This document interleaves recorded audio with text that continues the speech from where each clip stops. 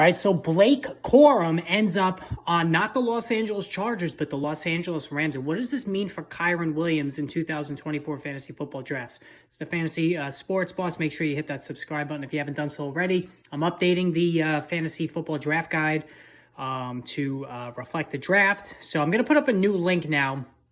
Now that the those who already purchased for the two versions, of course, I'm going to send you the updated version, but now I'm going to update the link just for this post-draft version that you can get electronically, and also it's going to be available on Amazon as well, so look for that in about a week or so.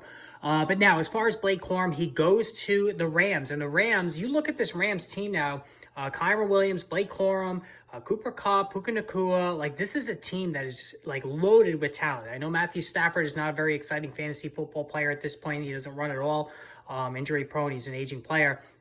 This offense is exciting. Now, for the big thing here, though, is Blake Corum. You don't draft Blake Corum in the third round with all the numbers he had in college to sit him on the bench as a clear backup to Kyren Williams. I think this is going to be like a 60, maybe 70-30 split between the two of them. The fact of the matter is this, and I said this last year, Kyren Williams is not built physically to handle a full workload. He got injured last year. I knew it was only a matter of time before he got hurt. They overused him right from the get-go when they knew Cam Akers was finished. I just thought in the back of my mind, I said, there's no way he's going to make it to the end of the season with all these carries. And sure enough, he got hurt. He missed, I think it was 4 games. And then he came back, but he was huge when on the field. Like, there's no disputing that Kyren Williams is one of the best values of all of fantasy football last year and one of the best running backs on a per-touch basis, easily. But what was interesting in that I diverged from everybody else in the fantasy football community when early mocks came out. I had Kyren Williams a lot lower than other people did because A, I just didn't trust him physically to hold up, and B, I'm not paying off of a career year in 2023. Now Blake Corum is in the fold, and yes, I do think Kyren Williams is going to miss more time with injury.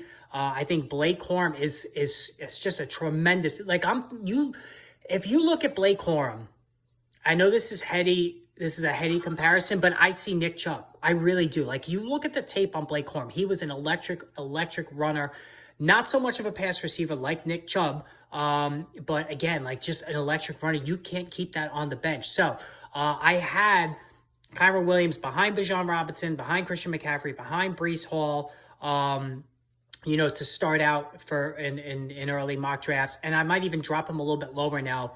I'm not going to have any shares of Kyren Williams. I just don't feel comfortable drafting him, especially now with Blake Corum there. But I do think Blake Corum is probably the top handcuff now, because if and when Williams gets hurt, Corum's going to come in there and dominate. You watch. All right, guys, hit that subscribe button. I'm going to have more reaction videos to the rounds 2 to 7, so stay tuned.